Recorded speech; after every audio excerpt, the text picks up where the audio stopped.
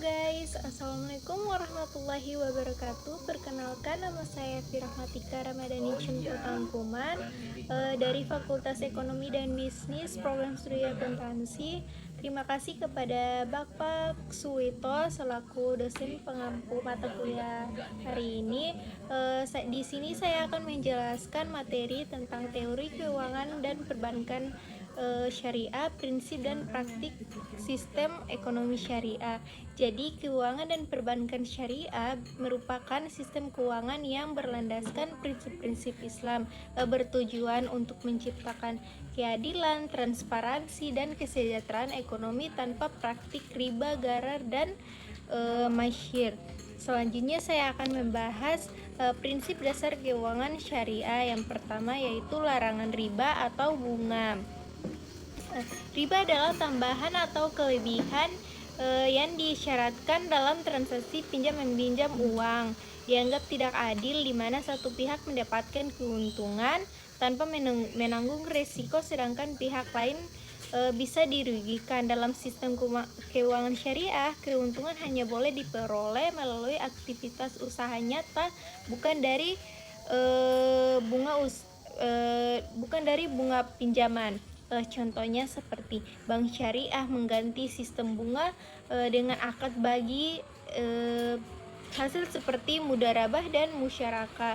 Yang kedua yaitu larangan gharar atau ketidakpastian berlebihan, di mana ketidakjelasan atau ketidakpastian dalam suatu transaksi, misalnya barang yang tidak diketahui wujudnya, harga, dan waktu penyertaannya. Selanjutnya, transaksi yang mengandung gharar dalam Islam, semua perjanjian harus dilakukan dengan jelas, transparan, dan saling ridha. Contohnya seperti dilarang menjual ikan yang masih di laut atau barang yang belum dimiliki. Selanjutnya yaitu larangan maisir atau spekulasi atau judi. Maisir adalah perjudian yang spekulasi berlebihan yang mengandalkan keberuntungan, bukan usaha nyata. Sistem ini dilarang karena merusak sosial, di mana satu pihak bisa untung besar sementara pihak lainnya bisa rugi tanpa dasar yang adil. Contohnya seperti transaksi saham atau valuta asing yang bersifat spekulatif tanpa tujuan bisnis yang nyata tidak diperbolehkan. Yang keempat yaitu keadilan dalam transaksi. Keadilan adalah inti dari ekonomi Islam. Setiap transaksi harus dilakukan secara adil dan tanpa penipuan, monopoli, dan manipulatif atau pemaksaan. Tujuannya agar tidak ada pihak yang dirugikan dan seluruh pelaku ekonomi merasakan manfaatnya. Contohnya seperti harga disepakati bersama barang sesuai deskripsi dan keuntungan diambil secara wajar. Yang kelima yaitu prinsip bagi hasil mudharabah dan musyarakah. Prinsip ini menekankan kerjasama antara pihak modal dan pengelolaan usaha. Mudharabah yaitu pemilik modal atau syahibul mal memberikan dana kepada pengelolaan mudharib untuk menjalankan usaha. Keuntungan dibagi sesuai kesepakatan, sedangkan kerugian ditanggung si pemilik modal jika bukan karena kelalaian pengelolaannya. Yang selanjutnya musyarakah yaitu kerjasama antara dua pihak atau lebih yang sama-sama menyertakan modal dan ikut menanggung risiko serta keuntungan. Prinsipnya yaitu prinsip ini mendorong keadilan dan kemitraan produktif dalam ekonomi. Yang keenam yaitu keterkaitan pada aset real. Setiap transaksi keuangan dalam Islam harus berdasarkan pada aset atau kegiatan ekonomi nyata atau real asset. Hal ini memastikan bahwa keuangan digunakan sebagai alat tukar, bukan komoditas untuk perdagangan. Contohnya seperti pembiayaan syariah diberikan untuk proyek nyata seperti pembangunan rumah, pembelian kendaraan, atau usaha produktif, bukan sekedar spekulasi pasar keuangan. Kesimpulannya, dari 6 prinsip tersebut membentuk fondasi sistem keuangan syariah yang adil, transparan, dan beretika, serta bertujuan menciptakan kesejahteraan bersama tanpa eksploitasi.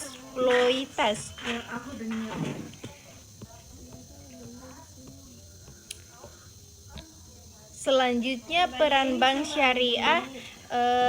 Yang pertama yaitu penghimpunan dana masyarakat melalui prinsip syariah. Bank syariah berfungsi sebagai lembaga yang mengumpulkan dana dari masyarakat melalui produk-produk seperti tabungan giro dan deposito, namun dengan akad yang sesuai syariah seperti wadiah atau titipan dan mudharabah atau bagi hasil. Tujuannya bukan sekedar menampung dana, tetapi memastikan dana tersebut bersih dari unsur riba, gharar, dan maisir. Yang kedua yaitu menyalurkan pembiayaan produktif tanpa riba. Dana yang terkumpul disalurkan kembali kepada masyarakat untuk kegiatan ekonomi yang produktif dan halal seperti usaha perdagangan, industri, dan jasa. Bank syariah menanggung sistem bagi hasil atau jual beli, bukan bunga pinjaman. Dengan demikian, keuntungan diperoleh dari aktivitas ekonomi real, bukan dari eksploitasi bunga atas pinjaman. Yang ketiga yaitu menjadi lembaga intermediasi yang adil dan transparan. Sebagai lembaga keuangan, bank syariah berperan sebagai perantara intermediari antara pihak yang memiliki dana dan pihak yang membutuhkan dana. Dalam proses ini, bank syariah menerapkan prinsip keadilan, kejujuran, dan keterbukaan informasi agar tidak ada pihak yang dirugikan. Transparansi dalam pembagian keuntungan dan risiko menjadi nilai utama. Yang keempat yaitu mendukung pembangunan ekonomi umat berbasis nilai Islam. Bank syariah tidak hanya berorientasi pada laba, tetapi juga pada pembangunan sosial dan kesejahteraan umat.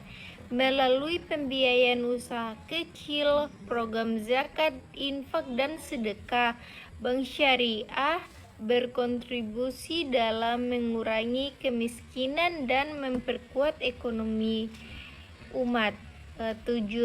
Tujuan akhirnya yaitu tercapainya keadilan sosial dan kesejahteraan masyarakat secara menyeluruh atau falah. Tantangan dan selanjutnya yaitu tantangan dan peluang bank syariah. Tantangannya yaitu yang pertama yaitu kurangnya pemahaman masyarakat tentang keuangan syariah. Masih banyak masyarakat yang belum memahami perbedaan mendasar antara bank syariah dan bank konvensional. Banyak yang menganggap bank syariah sama saja dengan bank biasa karena belum memahami prinsip akad dan konsep bagi hasil. Solusinya yaitu edukasi dan literasi keuangan syariah perlu ditingkatkan melalui media, sekolah, dan lembaga keuangan. Yang kedua yaitu persaingan dengan bank konvensional. Bank konvensional memiliki jaringan luas, teknologi canggih, dan layanan cepat. Bank syariah sering kalah dari sisi kemudahan layanan dan popularitas produk. Solusinya yaitu bank syariah harus berinovasi dalam digitalisasi layanan, memperkuat promosi, dan memberikan pelayanan yang lebih efisiensi. Yang ketiga yaitu regulasi dan infrastruktur yang belum optimal. Meskipun sistem keuangan syariah harus berkembang, aturan hukum, standar akuntansi, dan lembaga pendukung masih perlu disempurnakan. Kurangnya tenaga ahli dan lembaga pinjaman khusus juga menjadi kendala. Solusinya yaitu pemerintah dan otoritas keuangan perlu meningkatkan dukungan regulatif dan pelatih SDM syariah. Jadi kesimpulannya itu bank syariah memiliki peran strategi dalam menciptakan ekonomi yang berkeadilan dan beretika, namun masih berhadapi berbagai tantangan dalam edukasi, inovasi, dan regulasi. Dengan dukungan masyarakat dan pemerintah, Bank Syariah memiliki peluang besar untuk menjadi pilar utama ekonomi dalam Islam modern. Selanjutnya yaitu 3 tantangan utama dalam perkembangan bank syariah. Yang pertama yaitu kurangnya pemahaman masyarakat tentang keuangan syariah. Banyak masyarakat yang belum memahami secara mendalam prinsip, sistem, dan keunggulan bank syariah dibandingkan bank konvensional. Sebagian orang masih menganggap bahwa bank syariah sama saja dengan bank biasa, hanya berbeda nama atau istilah. Dampaknya rendahnya minat masyarakat untuk menggunakan produk syariah, kurangnya kesadaran akan pentingnya ekonomi yang bebas riba dan berbasis keadilan. Solusinya yaitu meningkatkan literasi dan edukasi keuangan syariah melalui media, seminar, sekolah, dan kampus. Bank syariah harus aktif melakukan sosialisasi dan promosi agar masyarakat paham manfaat dan prinsipnya. Yang kedua yaitu persaingan antara bank konvensional. Bank konvensional sudah lama beroperasi, memiliki teknologi lebih maju, jaringan luas, serta produk yang beragam dan praktis. Sementara itu banyak bank syariah yang masih terbatas dalam layanan digital, infrastruktur, dan promosi. Dampaknya nasabah lebih memilih bank konvensional karena dianggap lebih cepat dan mudah. Bank syariah sulit bersaing dari sisi layanan dan inovasi produk. Solusinya bank syariah perlu berinovasi dalam layanan digital atau mobile banking, menyediakan produk kompetitif dan fleksibel, namun tetap sesuai prinsip syariah, meningkatkan kualitas pelayanan dan SDM agar lebih profesional dan responsif. Yang ketiga yaitu regulasi dan infrastruktur yang belum optimal. Meskipun telah ada aturan dari Otoritas Jasa Keuangan atau OJK dan Dewan Syariah Nasional, kerangka hukum dan infrastruktur pendukung sistem syariah masih belum sempurna. Selain itu, masih kurangnya tenaga ahli dan lembaga pendidikan khusus di bidang keuangan syariah. Dampaknya, implementasi produk syariah tidak seragam antara lembaga inovasi produk syariah baru. Untuk solusinya, pemerintah dan otoritas keuangan perlu memperkuat regulasi dan sistem pengawas syariah, meningkatkan pendidikan dan pelatihan SDM syariah di bidang perbankan keuangan, mengembangkan infrastruktur keuangan syariah terpadu seperti pasar uang syariah dan lembaga-lembaga pinjaman syariah.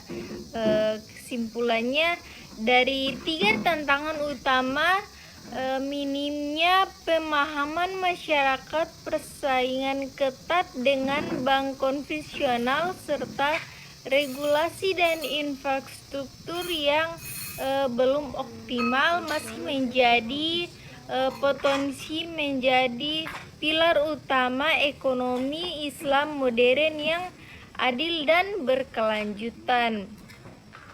Selanjutnya kita masuk kepada peluang pengembangan bank dan keuangan syariah. Selanjutnya kita masuk materi yaitu peluang pengembangan bank dan keuangan syariah. Yang pertama yaitu pertumbuhan ekonomi halal global, di mana industri halal dunia sedang berkembang pesat, mencakup sektor makanan, pariwisata, fashion, farmasi, hingga keuangan. Hal ini menciptakan permintaan tinggi terhadap layanan keuangan sesuai dengan prinsip syariah, terutama untuk pembiayaan, investasi, dan transaksi internasional. Dampaknya, bank syariah memiliki peluang besar untuk menjadi penyediaan utama di sektor halal, meningkatkan kerjasama bisnis lintas negara berbasis syariah seperti antara Indonesia, Malaysia, dan Timur Tengah.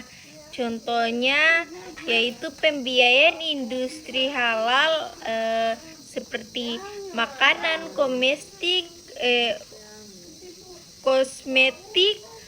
dan pariwisata syariah, penerbitan sukuk atau obligasi syariah untuk proyek global. Yang kedua yaitu dukungan pemerintah dan lembaga internasional. Pemerintah Indonesia dan berbagai lembaga internasional seperti OJK, BI, IFSB, Islam Financial Service Board, dan IDB, Islamic Development Bank, aktif mendorong perkembangan keuangan syariah. Bentuk dukungan yaitu regulasi yang mendukung operasional bank syariah, produk edukasi dan literasi keuangan syariah nasional, membentuk Komite Nasional Ekonomi dan Keuangan Syariah yaitu atau bisa disebut dengan KNEKS, yang fokus pada pengembangan ekonomi Islam. Dampaknya yaitu tumbuhnya ekosistem ekonomi syariah yang lebih kuat dan terintegrasi, meningkatkan kepercayaan masyarakat dan investor terhadap stabilitas sistem keuangan syariah.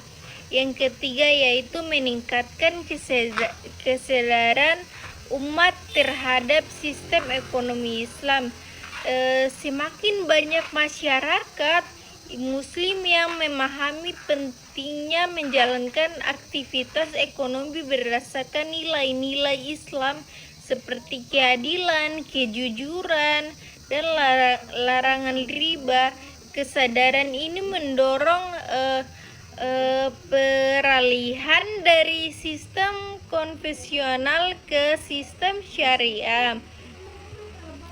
Dampaknya yaitu meningkatkan jumlah nasabah dan investor bank syariah, tumbuhnya permintaan terhadap produk-produk keuangan syariah seperti tabungan, asuransi atau takaful, dan investasi halal.